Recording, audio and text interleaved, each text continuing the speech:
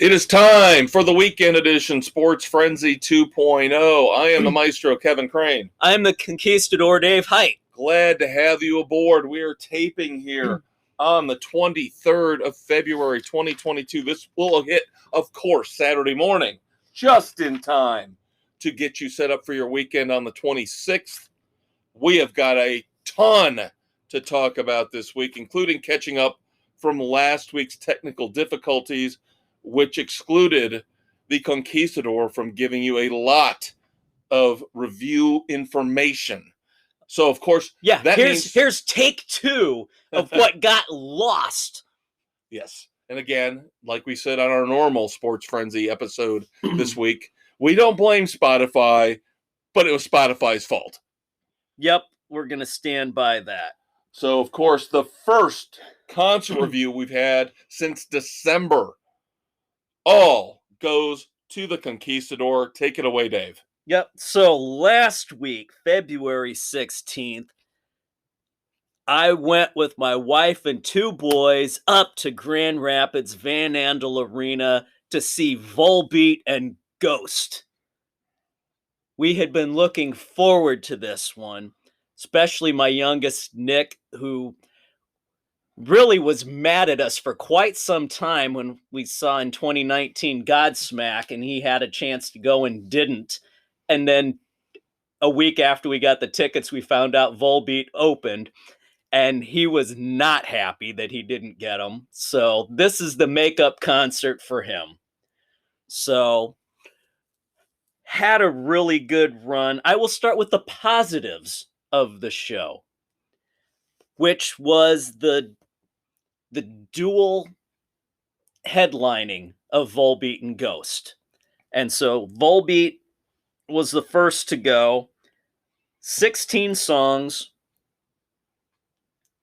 Got in, started Devil's Bleeding Crown. Couple things off the new one. Say No More, Wait a Minute, My Girl. Or not Say No More. Shotgun Blues we got.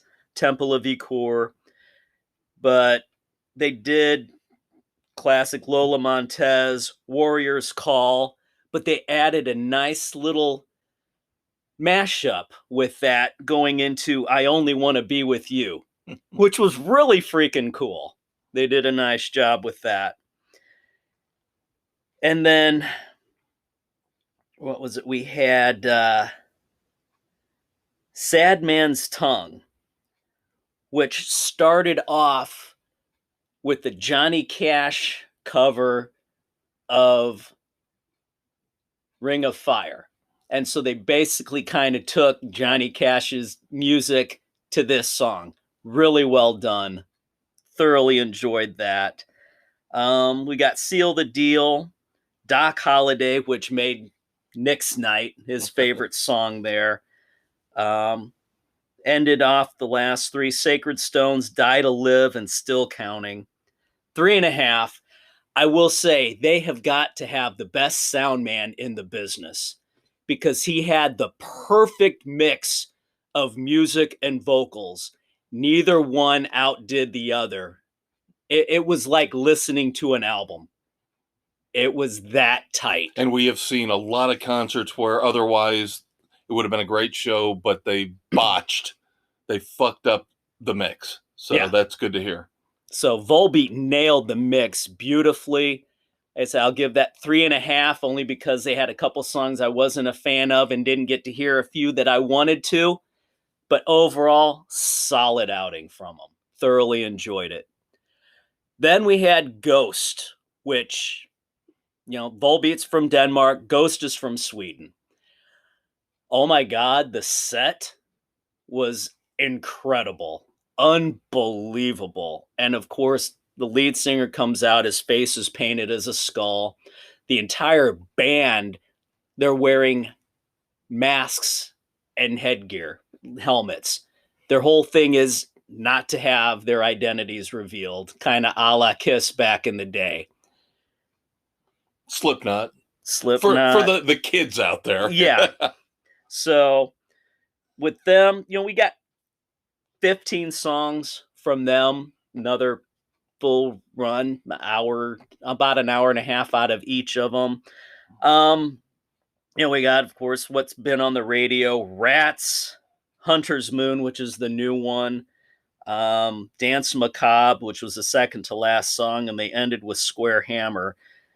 But they did a phenomenal version, a cover of Enter Sandman.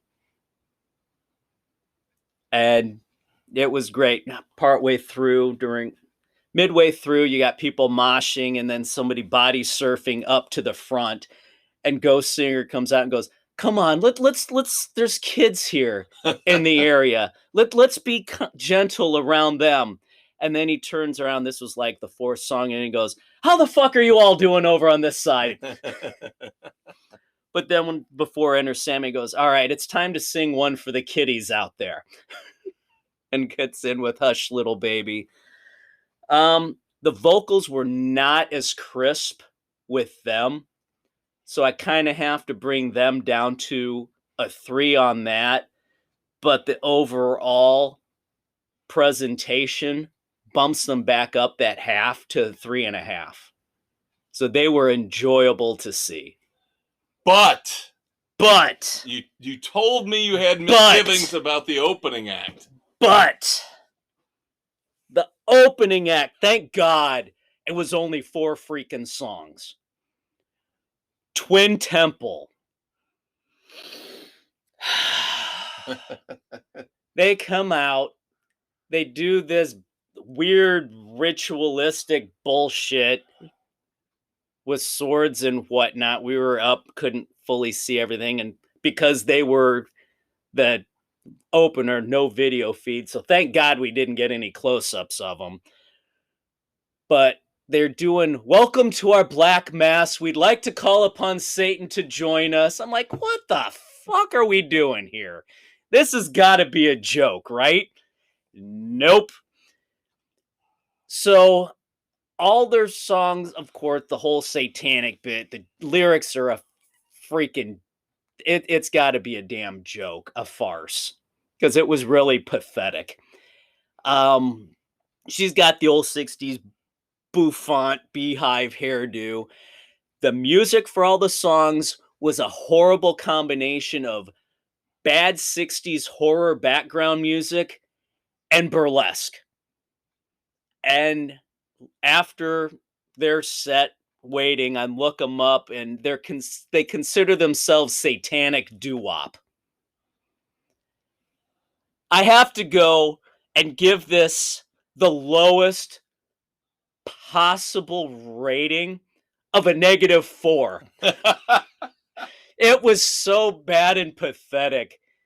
We spent the entire time as a family talking, looking shit up on our phone, playing games, whatnot. Nobody around us cheered or clapped at all at the end of the songs. You barely got a rise out of most of the people on the floor. It was a sad, pathetic attempt at theater. Okay. This band or Jamie Johnson? Who was worse? Oh, sweet God.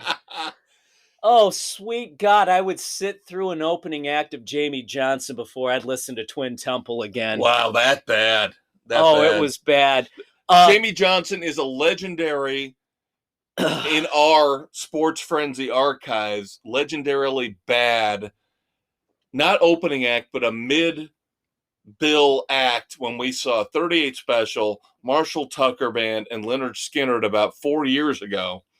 Jamie Johnson got situated 3rd out of the 4.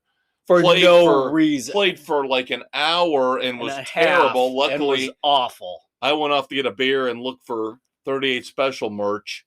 But how do you... I hate to revisit this, but, it's still bitter to this day to me. How do you give him almost double the time you give 38 Special? It was pathetic. Yes, terrible. But my buddy Jamie and his wife went to this show 2 nights later in Chicago. And he texted me, he goes, "This band has got to be a joke, right? I've got such a freaking headache from them." Did you give him any kind of... I told him, I said, "All I'm going to tell you, Volbeat and Ghost killed it. Twin Temple.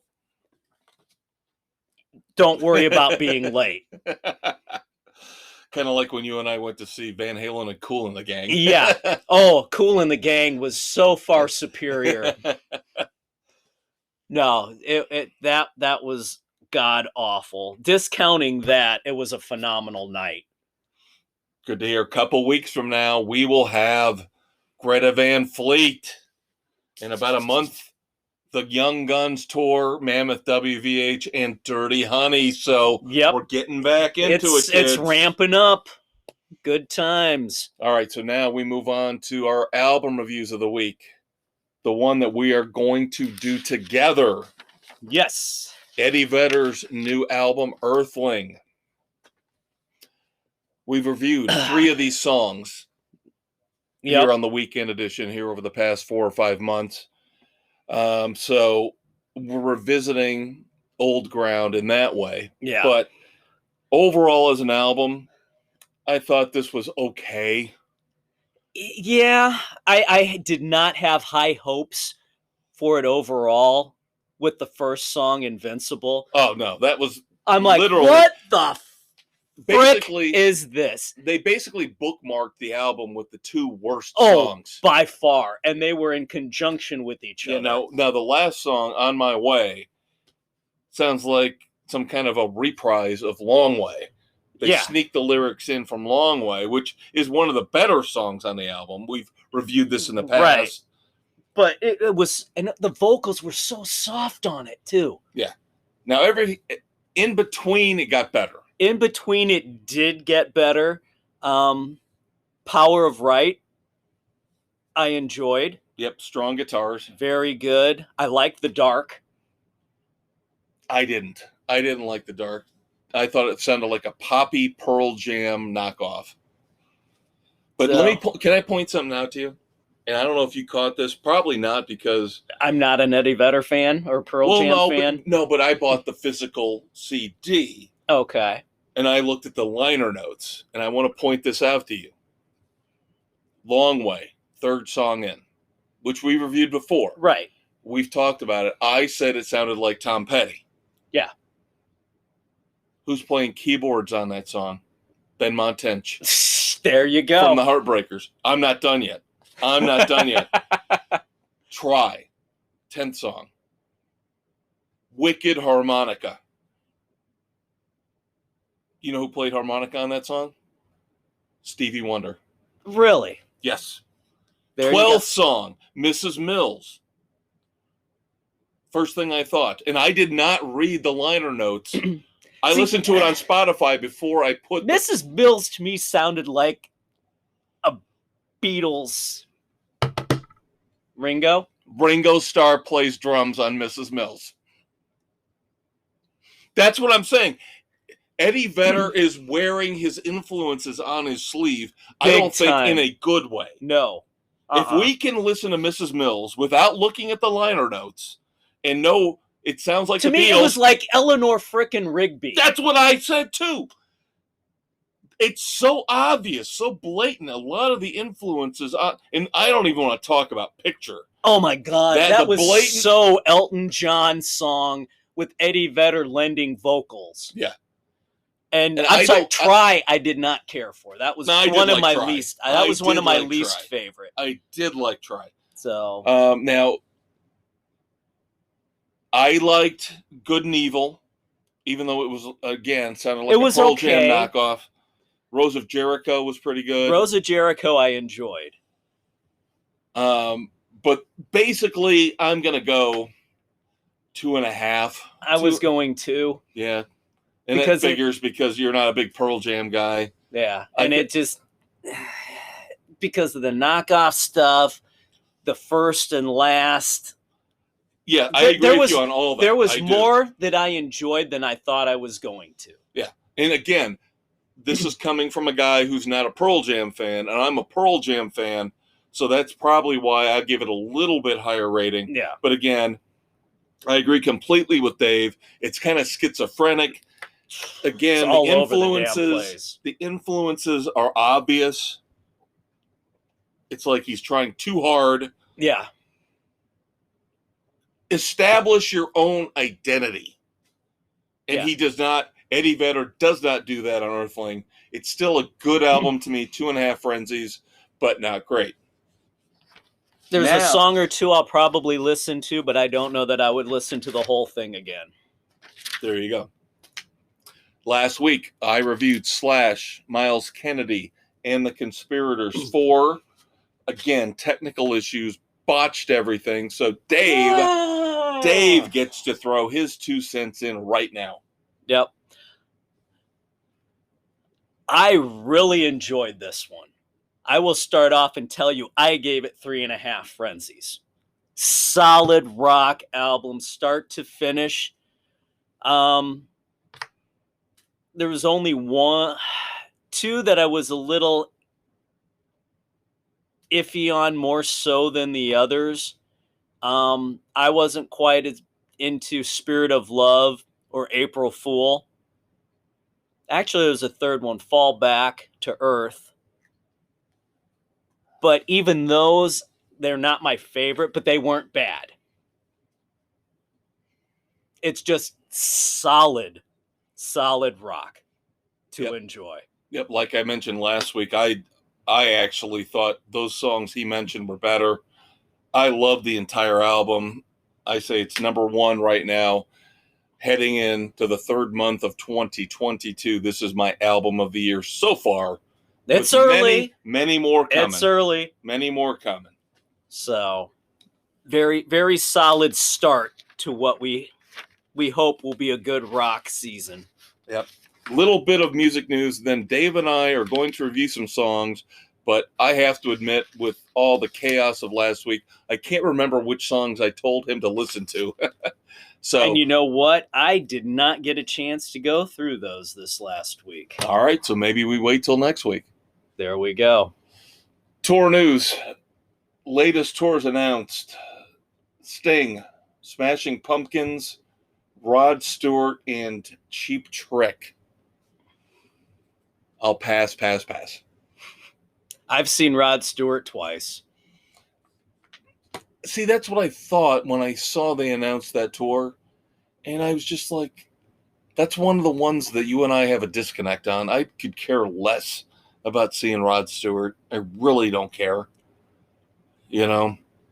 See, now I mentioned Sting, and you told me you veto that. Yeah, I can't. Where I would like Sting. to see Sting. I would like to see Sting. Can't do it. All right, so the bad news of the week on the rock front to wrap up segment 1 here. It looks like Heart is on the verge of collapse. No! The sisters, it's turning into an Oasis, no! Black Crowes type of situation. Are they coming to fisticuffs? No, but Nancy Wilson has decided she is going out on tour, calling her band Nancy Wilson's Heart.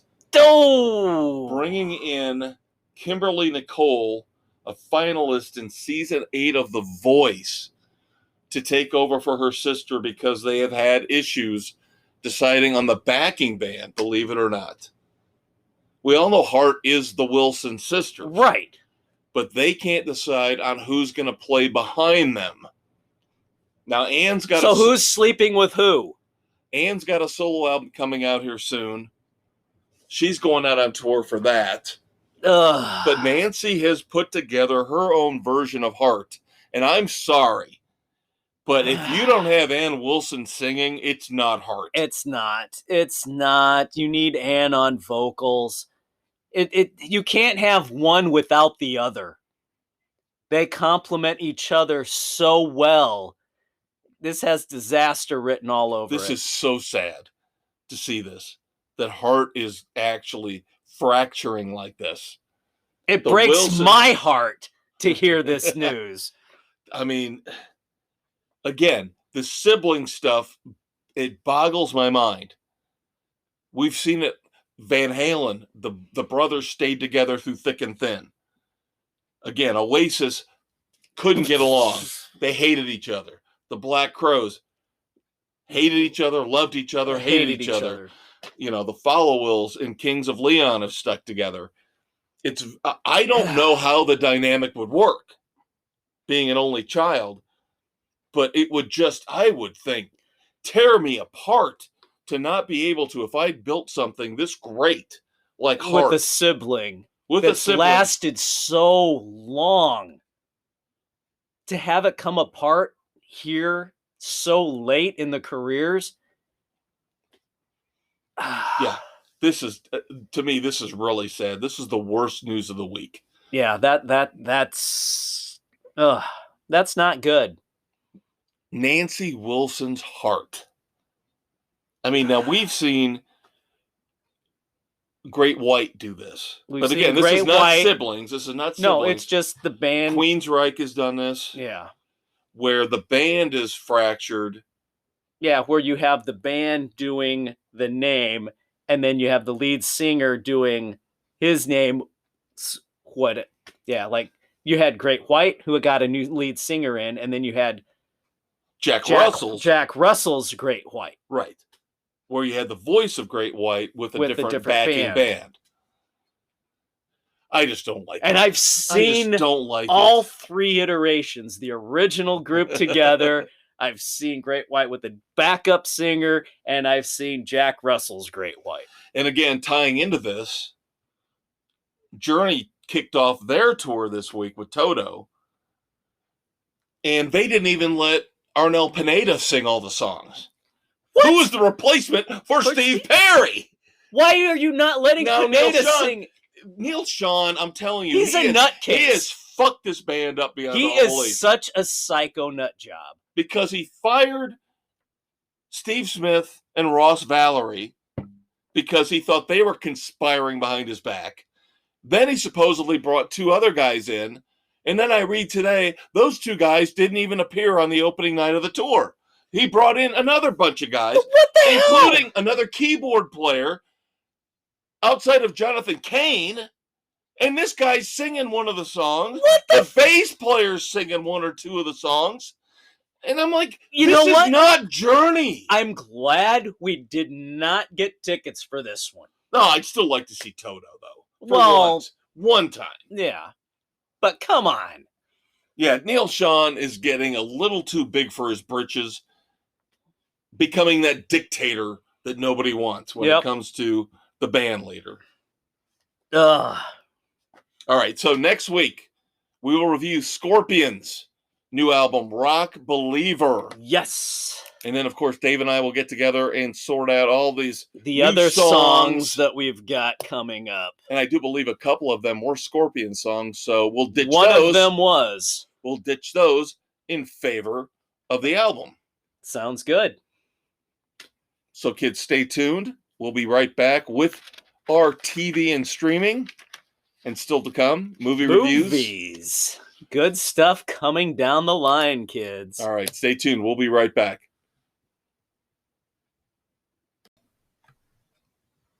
Hey, kids, ready for a blast of dairy goodness? Pick up Sports Frenzy 2.0 milk at your local grocery store. Remember, when you drink Sports Frenzy 2.0 milk, you're not only enjoying a healthy treat, you're helping to locate missing sports heroes of the past and present. Our cartons and jugs feature pictures of Peng Shui, Ryan Leaf, and Sammy Sosa as we do our part to find the lost icons of the last 30 years. And don't forget our special weekend edition chocolate milk containers, available on Spotify, Google, Radio Public, Pocket Casts, and wherever you listen to your favorite podcasts, because they feature celebrities like Lindsay Lohan, Helen Hunt, and Jean-Claude Van Damme. Pick up a gallon today.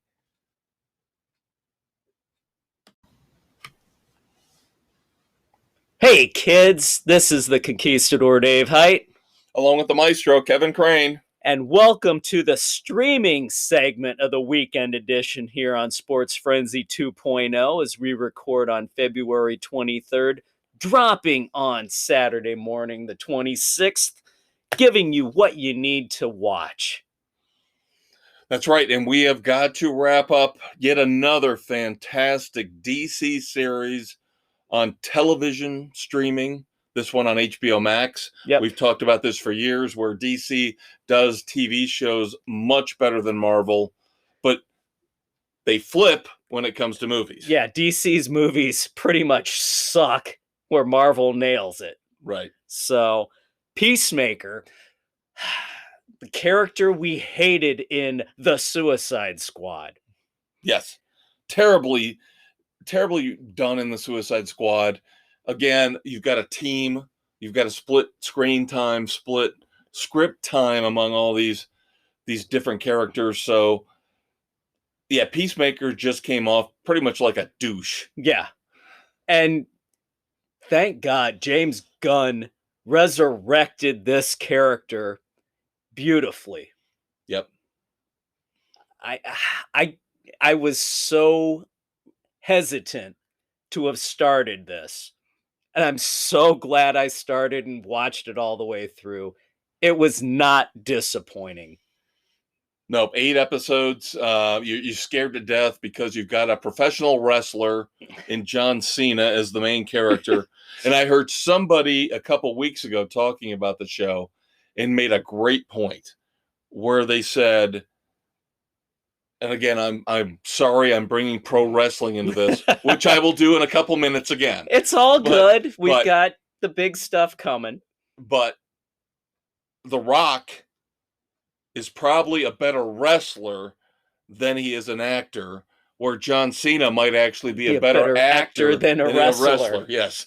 Because John Cena does a great job in Peacemaker. He does.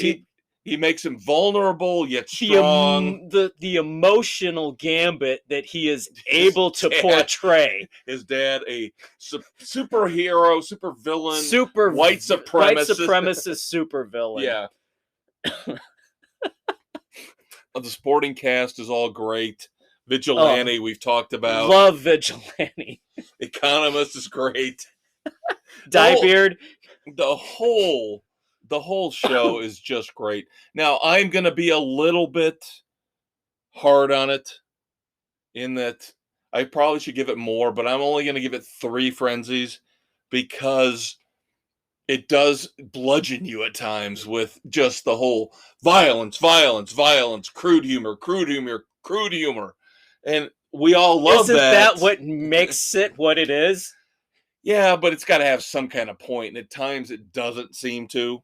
Dude, the finale started off with Steel Panther. That I know, yes. That I know. And if you hadn't brought that up, I was actually going to text you and tell you, because I was ahead of you at that point. And I was going to text you and say, have you seen episode 8 yet? You will love the song in the first minute. If it's got Steel Panther, we all know it's got to be good. Yep. I mean, the whole hair metal genre being given its due throughout the 8 episodes, right, was absolutely brilliant. Yes. And where else will Hanoi Rocks get their due? And I will give props to the special effects crew at the end of episode 7. The cow. Oh my God. The cow was unbelievable. Absolutely incredibly done. Yes. If you're going to have that climactic moment with that kind of creature, you have to stop. That was worthy. Very much. Let's put it this way. That was better than anything I saw in the first Avengers movie with those Transformer the Transformer aliens. Yeah. Yeah. Yes, this was much more creative, scary, creepy, goofy, terrific, awful, horrific looking character. Yeah. And of course, Harcourt's just pretty. She's pretty. She's a badass, but she's pretty. Yeah. But I just, at the last couple episodes... 3 sounds about the right rating. A strong 3. A very strong 3. You will not be disappointed watching this, kids. No, a strong 3. Don't let the kids watch it. It's not quite 16 up to the level of Titans. No. Or even Doom Patrol, but... It's still very good. It's very entertaining. You're right. Doom Patrol, Titans still have that upper echelon. I'm so proud of you for actually caring about the children and putting that out there. You know, 16 is about the cutoff When I was point. 11, I would have loved to have watched Oh, this. well, I would have probably watched it at 12, but hey. But of course, we were mature for our ages. Yeah, no, because we didn't grow up in the age of snowflakes. Glad to see season 2's coming soon. Yes. Oh, that's going to be And James fun. Gunn, I believe, has said that he will again direct and write all episodes. Thank God, because he redeemed that character. And they did not give you, so this is an anti-spoiler. There is no indication at the end of episode 8 of what's coming in season 2. Oh no, it's going to be a clean. It's a clean break. There's no cliffhanger. Yeah, no cliffhanger. Which, thank God, because you get sick of those. Yes. A clean season. I love it. Of course, we have Resident Alien. We're through episode 4 of season 2. Still does not disappoint. Nope. As we've always said, Alan Tudyk is fantastic as the alien. Yep. The kids are great. The ones that initially were the only ones that could see him. Only one, but the other one believed. Boy, those are twisted kids. They got some that girl has got some issues. She has got anger issues. Yes, she does. Big time. I don't know what the hell happened, but man, she's. But we've also wrong. found out that the mayor's wife has issues too, but in a good way. Wow, she's a kinky little minx. Yeah, I have not thought this highly of a ball gag since Pulp Fiction. Woo!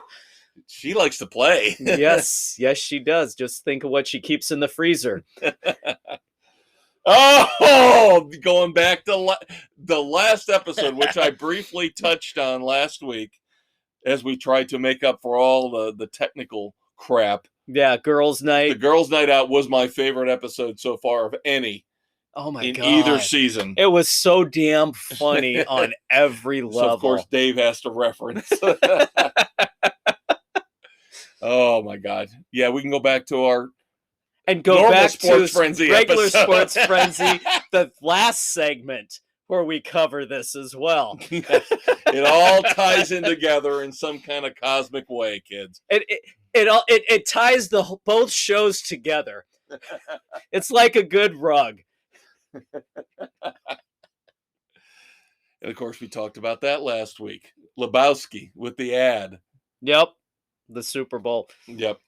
That was the lost part. Yep. Damn it. Yep. Buscemi and then the tease of Jesus that turned out to be Serena Williams. All right. I hate to keep doing this to Dave. Well, technically last week I didn't because we didn't tape together. Right. So last week was season 1 of The Boys was my review. Yep. So this week is season 2. Yes, rub it in. We have both slacked on this. Two kids who work are killing me trying to get them together for it. I was surprised I at least got the time to watch Titans and Doom Patrol. And here we are with Peacemaker. We got through Reacher. Yep. Now I got to get them zeroed in for The Boys. You should be able to blow through it pretty quickly. 8 episodes per season, 16 total, but they are long. They're at least an hour each. That's awesome. But last week I gave 3.5 to season 1. Now I've wrapped up season 2. I will again go 3.5. Just solid. Just as good as season 1.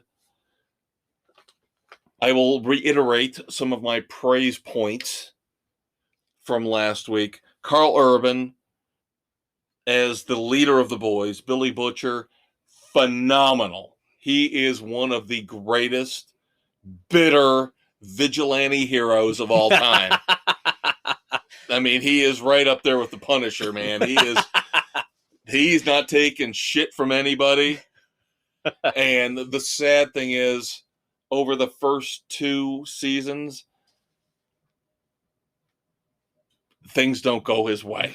Every time you think something's going to go his way, it just doesn't.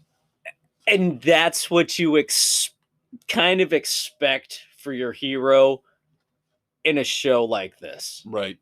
The underdog has to get kicked before he can rise. Yep. And of course, you got the cute little romance with Huey Campbell and Annie, aka Starlight, one of the seven who are the superhero group, the corporate superhero group that we're dealing with here in The Boys. So of course, that being a corporate thing, you get all the modern problems, the issues, the personality disorders. So these heroes are not Heroes. like Superman. They are not infallible, pristine, and perfect. They have got the same issues flawed. And problems and perversions that everybody else does. But Starlight, Aaron Moriarty, and Huey Campbell, Jack Quaid make a nice little couple. I do like Aaron Moriarty. She's good looking. She's pretty. The sad thing is, she's like in her mid to late 20s. She looks like she's barely 18. Yeah, it makes you feel a little creepy. And the thing is, with Huey Campbell, Jack Quaid, dude, you look at him, you can't tell me. You immediately look at him and go, yeah, that's the fuck child of Dennis Quaid and Meg Ryan. He looks like top half of his face, Meg Ryan, bottom half, Dennis Quaid. And he's great. I love him. He's awesome. He is the innocent member of the Boys versus Carl Urban's bitter, twisted leader. So again, 3.5 frenzies for the Boys is so good. Dave hates it when I push recommendations on him, but this is one again, we've talked about this. We've talked about wanting to see it, and it's fallen by the wayside. And it did for me whatever. Too. It took me this long to finally watch the first two. Yeah. Because with the animated little mini series coming out here in a few weeks, Diabolical, I want to see how that fits in. To the universe. Like the Animatrix did way back in the day with the first 3 Matrix movies. And then, of course, this summer we've got season 3 coming with Jensen Ackles. Yep. One of our favorites from Supernatural, right. Dean. Of course, not shocking since Eric Kripke, the mastermind behind Supernatural, is also the mastermind behind The Boys. Yep. All right, I have to indulge. Elimination Chamber was this past weekend. No. The sad thing is, the Elimination Chamber itself is a brilliant idea. Where it's poorly executed. A steel cage with 4 pods at each corner. 6 total wrestlers. They did a men's and a women's.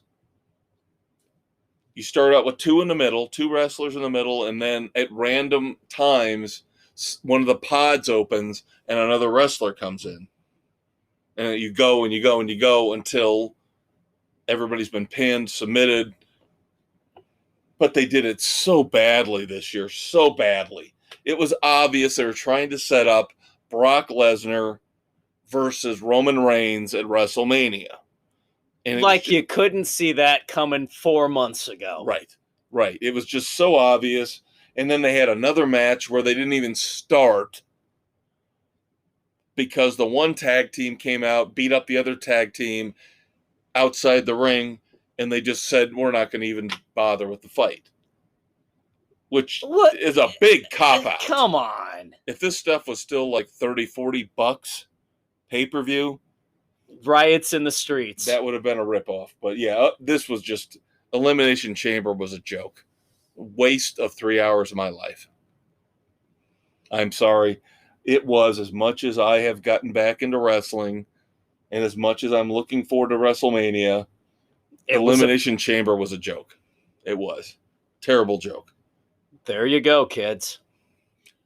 So that should do it for TV and streaming. Yep. Now, on to movies in our third and final segment. yep, I have a makeup from last week. Yep, and then We've we are got both reviewing Kimi. Yep, and I have Uncharted. So a full final segment, chock full of movies for you kids. Stay tuned. We will be right back. In the fortress of solitary justice, two brave men hold the fate of the sports world in their hands, with the utterance of a single word: frenzy! These seemingly ordinary men become the maestro and the conquistador, destined to save the world from stupidity on Spotify, Anchor, Google, Apple, and all noble podcast hosts everywhere. Dave and Kev stand for truth, justice, and the frenzy way. All right, kids, we're getting ready to wrap things up here on the Weekend Edition Sports Frenzy 2.0 with the maestro, Kevin Crane. And the conquistador, Dave Height. Movies, movies, movies. Stuff for you to watch this weekend, or maybe stuff for you to stay away from. Taping here on the 23rd of February, 2022. This will hit just after you eat your bacon and eggs, the morning of the 26th. Dave and I both reviewed Kimi on HBO Max. Steven Soderbergh Yep. directed it. David Koepp. We're reviewing it. We watched it for this week. Zoe Kravitz stars in this. Very short movie, barely an hour and 30 minutes. Yep. This was very intriguing from the get-go. Of course, Zoe Kravitz in this movie plays a shut-in, a COVID-type shut-in, almost an agoraphobic character. Yep. As we learn of an assault that she was overcoming just as COVID hit and undid all the progress that she had made. Right. So everything she does now is through technology. She FaceTimes her mother, her psychiatrist, her bosses, her coworkers, her dentist, her illegal paramour, Russian, illegal Russian hacker, coworker, yeah. Again, very short movie. It's kind of. It kind of makes you think a little bit more about all the tech you're bringing into your home. I think that was the point. I think the point was Kimi is actually like Alexa. Yeah. It's a device, and it's Rear Window meets modern technology. Yep. So taking that for what it is, it's well done. Again, I expect more from David Koepp. He's one of my favorite screenwriters. He's written a Mission Impossible and Jurassic Park. Yep. I expected a little more. There was a part about that 45-minute to 1 hour point. It was starting to lose me because it started to drag really bad before it finally kicked back up. Right. And again, we're not going to give you spoilers. We don't like to do that here. No. Stick with it. Yeah, the ending is good. It's satisfying. Yeah. You get a lot of plot points. I don't even know if they're plot points, but a lot of things tied in that you noticed early on in the movie that now at the end makes sense. Yeah, it ties the movie together. But again, this almost seemed like it should have just been an hour-long episode of a TV show to me. It could have been that in easily. A way. I can only give it 2 frenzies. That's where I was with it as well. There was enough to watch it, but not enough to put it to the point where I would watch it again. Right. This is definitely not a movie I'm watching again. That's why I think I'm saying it's kind of like an episode of a TV show. Yeah. It's a one-off. Right. Junk food for the mind. Yeah. And Dave and I were talking off mic, of course, about how as attractive Zoe Kravitz is, those boobs ain't the boobs I'm seeing in the Batman posters. I'm sorry. No. Or what was alluded to in Mad Max Fury Road. Yep. Yeah, there's something going on there. I don't know if she did a 12-day cleanse like Aaron Rodgers or what. Lost a lot of weight, but yeah. But it wasn't terrible. It wasn't a bad movie. It was worth watching. Back in the day, if we'd wandered into Blockbuster, we'd have picked it up for a movie for the weekend to watch with our significant other, we probably would have picked it up and been okay with it. Back in the day when we had the old cable boxes with the T-Com boxes with the illegal chip that you could watch everything under the sun, where I was watching anything and everything. Yep. Would have been right But now there. you've got Netflix and HBO Max, and you can find something else. Yeah. Back in the day, I watched everything. I could have walked into a video store with friends to try and find something to watch, and I would have seen damn near 80% of what was in the video store. Agreed. I was with you on that. Same thing with me. That's why there was a point in my life where I was watching. Oh, that's what that one was called. Seen it. Oh, okay. Yeah, and I was watching artsy fartsy crap just to try to find something different because I'd seen all the big Hollywood blockbusters. But again, we didn't have the choices back then. We do now. Right. All right, so before you get to Uncharted, why don't you catch up from last week with me? Let's go back to Nightmare Alley with Bradley Cooper. I'm intrigued to see what you review this as. This one, it kind of intrigued me on a number of levels. On one point, I was interested where they were going with it, but on the other hand, it was kind of predictable on what was going to happen. And I kind of knew from the foreshadowing of different things how it was going to end. And it went the direction that I thought it was going to go. But the story getting there kept me intrigued enough to follow through. So I'll give it 3 just for how it put it all together. Yeah, that's what I gave it last week, I gave it 3. Sounds like similar reasons. The only thing is that I should have seen the ending coming, and I didn't see it coming, so I felt stupid because once you get that ending, you're like, yeah, that's how I could see that going that way. Yeah, just the conversation talking about how to bring the next geek in, and then the other part talking about the whole shtick and the fall from grace. Right. I kind of, I wonder if this is going to go where I think it is. And yeah, and it still didn't all piece together well enough for me.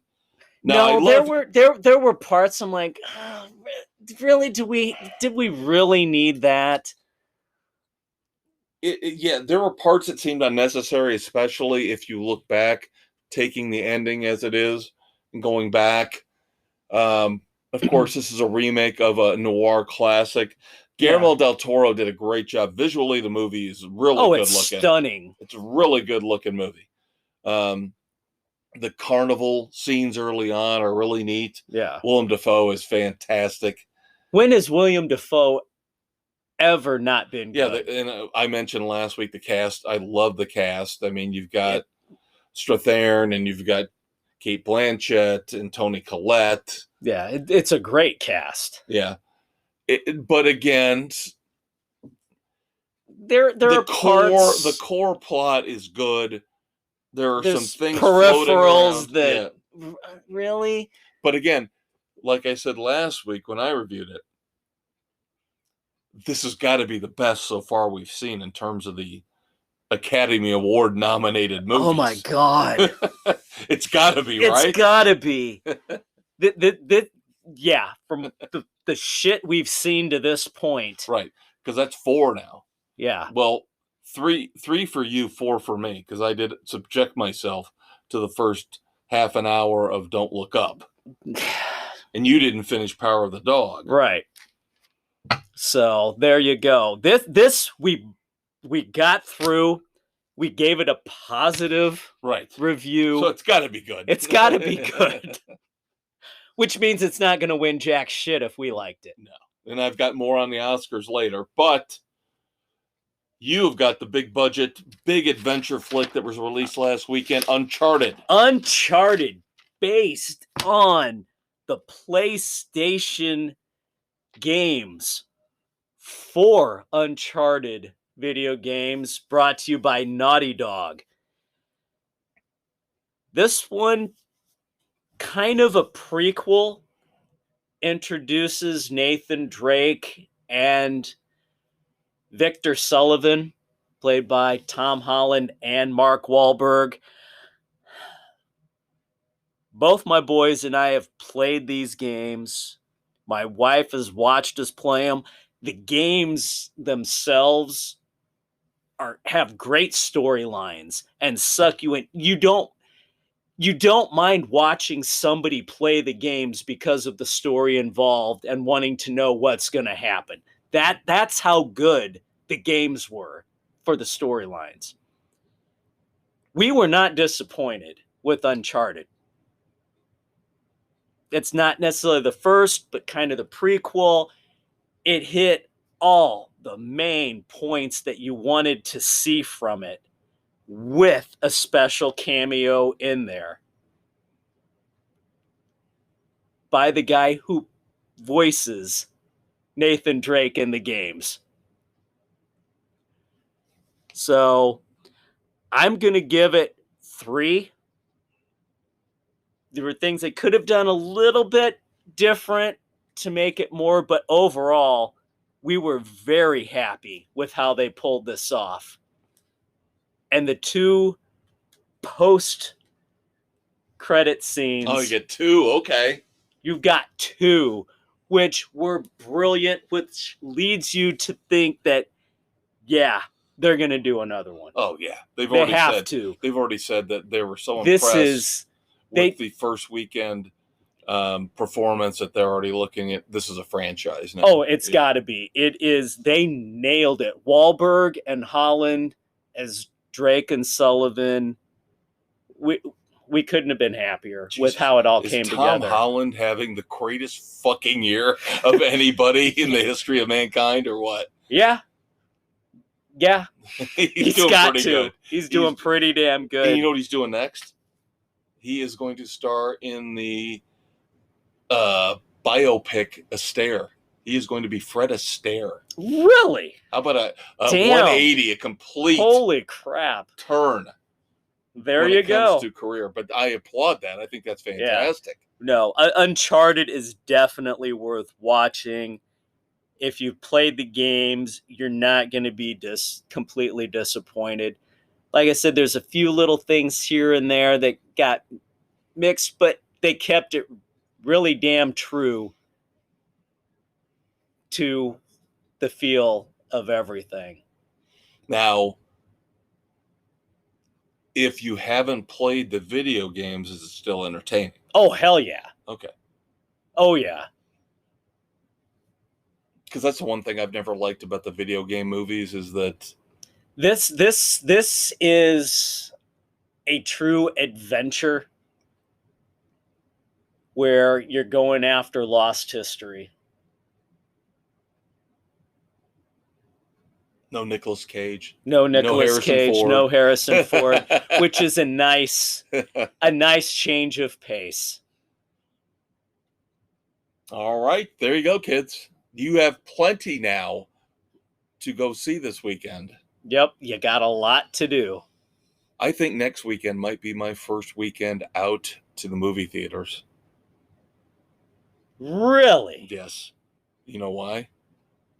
Do tell. I really want to see Studio 666 with the Foo Fighters.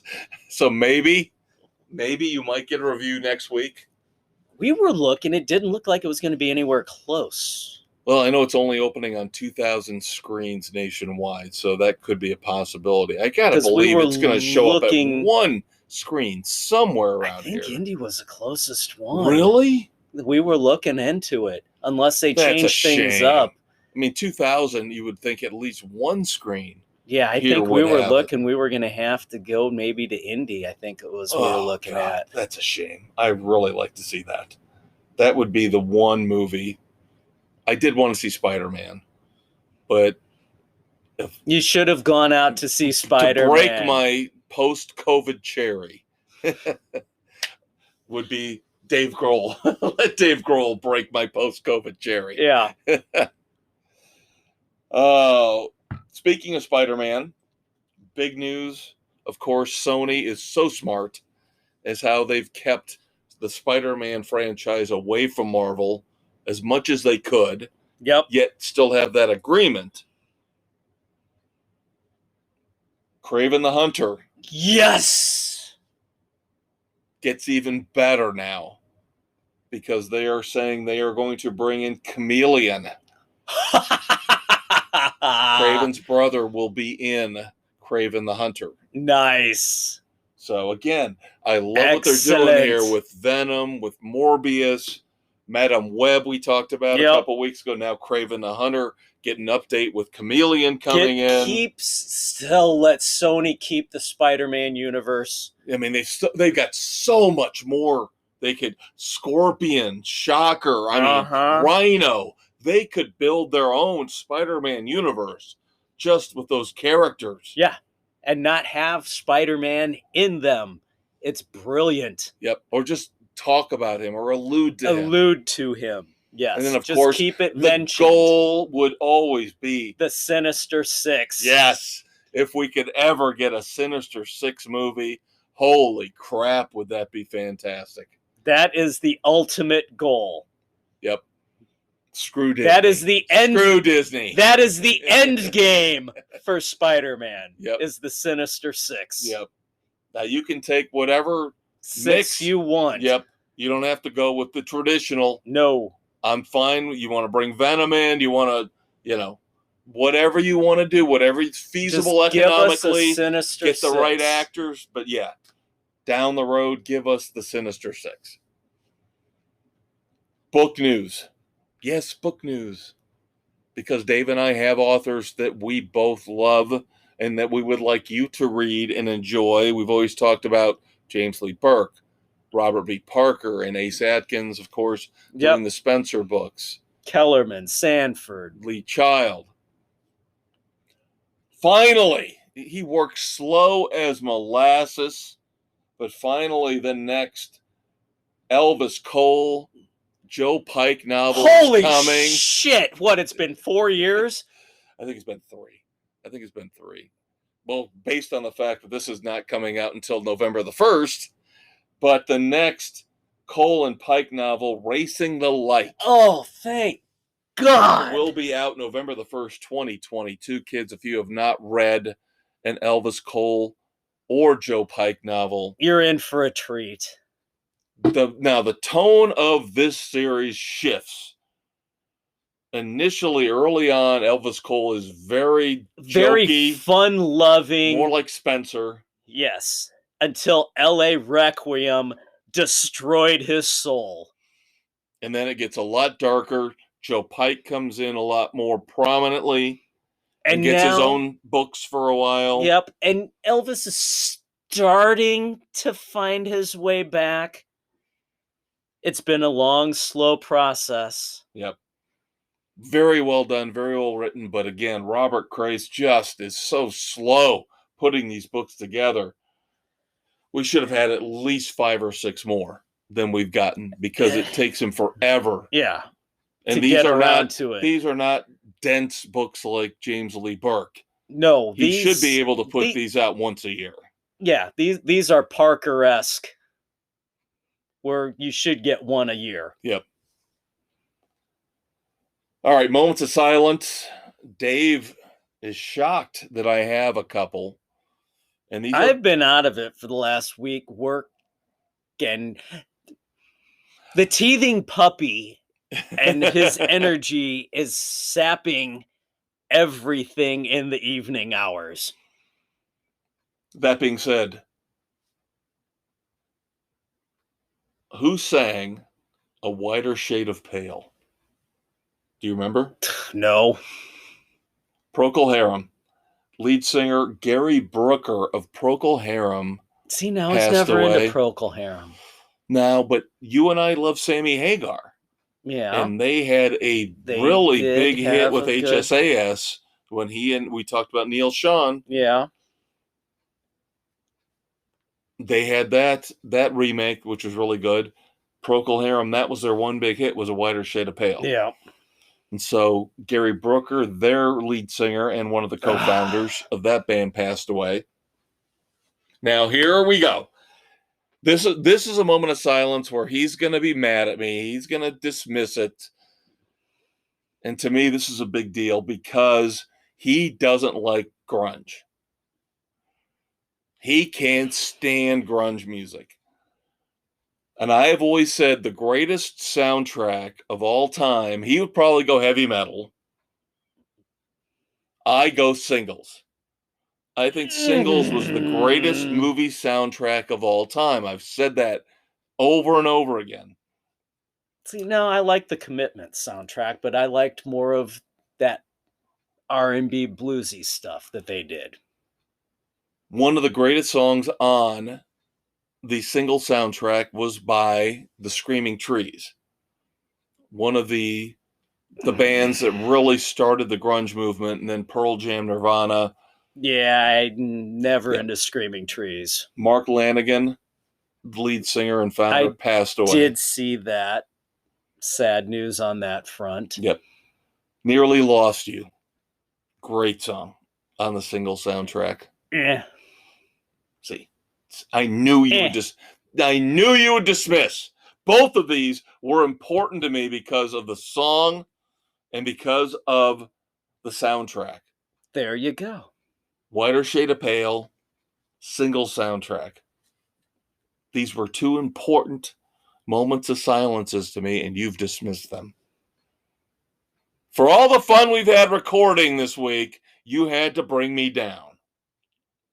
Yes, I did, because somebody has to be the voice of reason. Singles was not that great a movie. Oh my God, the soundtrack though was fantastic. Nobody's saying the movie was any good. The soundtrack was unbelievable. Half the soundtrack. Oh my God, good. Soundgarden, Pearl Jam, Screaming Trees, Paul Westerberg. Come on!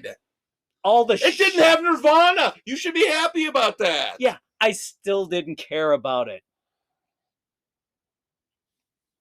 Not what I enjoy. No, you just enjoy people with face paint screaming and yelling about Satan. Wrong. I've listened to some of the music you listen to. Face tattoos. Yep, I like the harder stuff. You like the grungier, more mellow. There we go. Are you ready for some dumbasses? Let's talk dumbasses. All right. Have you got any for entertainment, or is it all me this week? It's all you. All right. This week has been, all right. Like I said, I have not gotten to watch as much as I want or have read news like I would have liked. All right, I have three. I have three entertainment dumbasses this week. First one, I'll start off. I'll kind of escalate. We'll escalate. Yes, let's build. This one's kind of expected because every year these idiots are dumbasses. The Academy of Motion Pictures, Arts and Sciences. That's a given. They just announced today that they are going to cut 8 categories out of the telecast to allow more time for these douchebags to pontificate on their little bullshit rants. Dave, again, did not get to participate last week, so I'm going to update him on one of my dumbasses from last week. And that ties into this because he's exactly right. Do you know who the 3 co-hosts are this year for the Oscars? No, and I really don't give a shit because... Oh, you're going to get them, Dave. Wanda Sykes. Oh, God. Regina Hall. Who? And Amy Schumer. Oh, Jesus. God almighty. So now they will have more time to spout their bullshit now that the Oscar telecast is cutting. Oh, but they say we'll show them. We're going to award them an hour before, and we'll record it all, and bullshit. We'll put it into the show at some point. Bullshit. Why are they even telecasting it? Nobody's going to watch it. Seriously. I've said I have not watched an Oscar telecast in at least 5 or 6 years, and I used to enjoy it.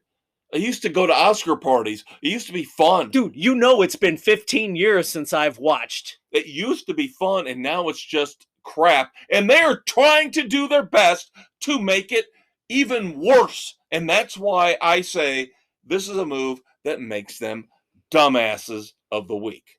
Ugh. All right. I know you're not a big fan of Bruce Springsteen, but you remember Clarence Clemens? Yes, the big man. The greatest saxophonist in rock. Well, his son, Nick Clemens, has decided to sell marijuana-based goods. Oh, no. Using the moniker Big Man Blazed Baked Goods. So he has been not only sued, but being fined by the trust that owns the rights to Big Man. To the Big Man. Big Man. And Nick says, you can't do that because he's one of the children named in the trust. But what he doesn't realize is the trust says you can't use your father's name for an individual gain. It's got to be a collective of the trust. Especially for fucking pot brownies or whatever the hell he's selling. Thanks for disparaging not only your father's name, but your other family members' rights. Dumbass. When it comes to this trust. All right, last one. I was really on a rant last week without you about certain Democrats and liberals. I talked about Susan Sarandon. We mentioned her. Oh, Bug-Eye? Hillary Rodham Clinton. I mentioned her. The killer? Yes, and how her book is becoming a movie now. Oh, you mean the one that was written by... Yeah. Her State of Terror. Yeah.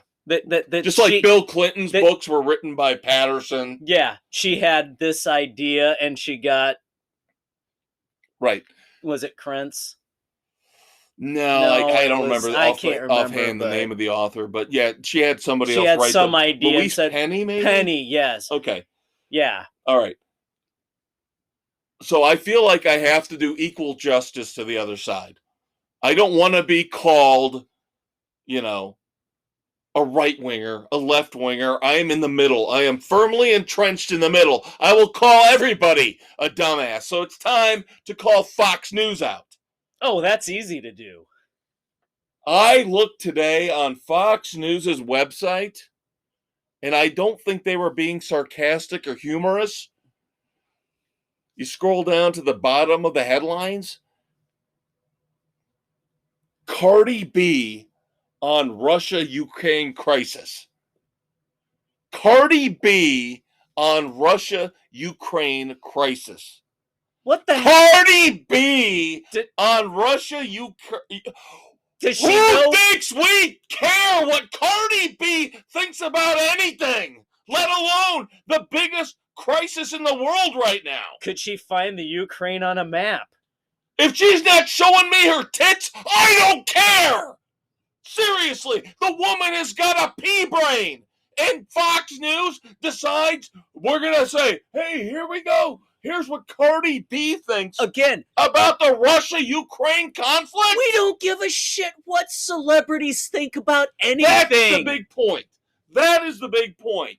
Enough. Stop force-feeding us this crap about these idiotic vapid celebrities who know nothing about nothing, probably take an hour to tie their shoes in the morning. I don't need to hear what Cardi B thinks about Russia and Ukraine. Which is the whole reason why we don't watch any of the damn award shows, because we don't give a shit what they believe in. You get paid to entertain us, not tell us what to think and feel. Bye-bye. And as I said, weren't we promised when we were in grade school that California was going to fall into the ocean in an earthquake? When? He's the conquistador, Dave. He's the maestro, Kevin Crane. We love you. Thanks for checking out the weekend edition. We will see you next week on Sports Frenzy.